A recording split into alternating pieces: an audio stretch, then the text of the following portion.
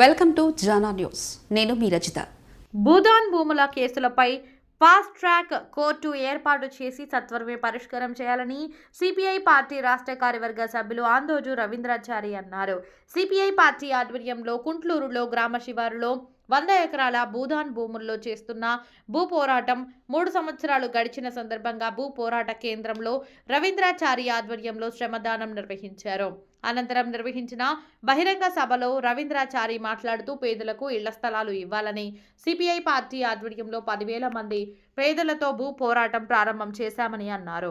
ఆనాటి కేసీఆర్ ప్రభుత్వ అధికారులు ఎన్ని ఇబ్బందులు పెట్టినా, తప్పుడు కేసులు పెట్టినా మడమ తిప్పకుండా పోరాటం చేస్తున్నామని అన్నారు. ప్రజలకు ఇబ్బందులు కలగకుండా రోడ్లు వేశామని, వాటర్ ట్యాంకులు, సోలార్ లైట్స్ ఏర్పాటు చేశామని అన్నారు. పలుమార్లు సీఎం రేవంత్ రెడ్డి మంత్రులను కలిసి పేదలకు పట్టాలు ఇవ్వాలని కోరామని, ప్రభుత్వం కూడా సానుకూలంగా స్పందించిందని తెలిపారు. భూ కబ్జాదారులు ఎన్ని అక్రమ కేసులు పెట్టినా, ఎన్ని ఇబ్బందులు పెట్టినా వారికి సెంటు భూమి కూడా దక్కనివ్వమని అన్నారు.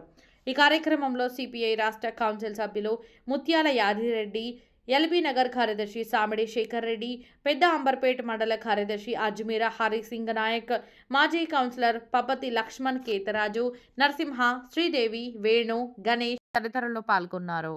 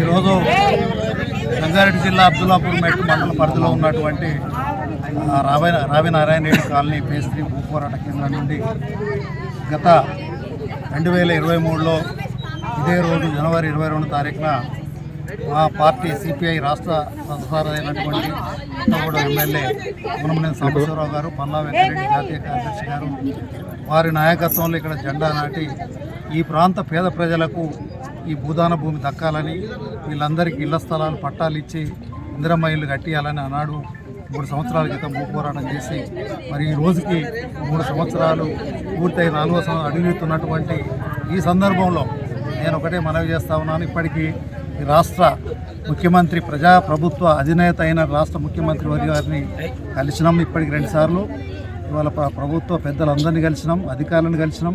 వాళ్ళ కొన్ని కేసులు కోర్టులో ఉన్నాయి. వాళ్ళ కొంతమంది ప్రైవేటు వ్యక్తులు భూదాన్ భూమి కాదు ప్రైవేట్ అని ట్యాంపరింగ్ రెవెన్యూ రికార్డు ట్యాంపరింగ్ చేసి మరి కోట్ల లిటిగేషన్ పెట్టి కొట్లాడుతూ ఉన్నారు.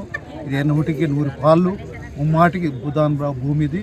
ఆ భూదాన్ భూమి ప్రభుత్వ అధికారులు కూడా ఆ సీఎం ఆఫీస్కు భూదాన్ భూమిగానే పంపించడం అనేది జరిగింది. కాబట్టి నేనేమంటున్నా అంటే ఈ కోట్ల పేరుతోటి సంవత్సరాలు కాలయాపన చేసి హైదరాబాదు కూటపేట దూరంలో ఉన్నటువంటి ఈ అబ్దుల్లాపూర్ మెట్టు ఈ పాపాయిగూడ ప్రాంతంలో భూపోరాటం నిజానికి ఇక్కడ మంచినీళ్ళు లేవు, కరెంటు లేదు. కేసుల వంకతోటి ప్రభుత్వం ఎలాంటి మౌలిక సదుపాయాలు కల్పించడం, ఏవైనా బోర్లు ఇక్కడ తాగడానికి మంచినీళ్ళ బోర్లు వేస్తే ప్రైవేటు వ్యక్తులు మరి అధికారులతో కుమ్మక్కై మరి బోర్లు వేయకుండా నీళ్ళు తాగే నీటిని కూడా అడ్డుకుంటా ఉన్నారు.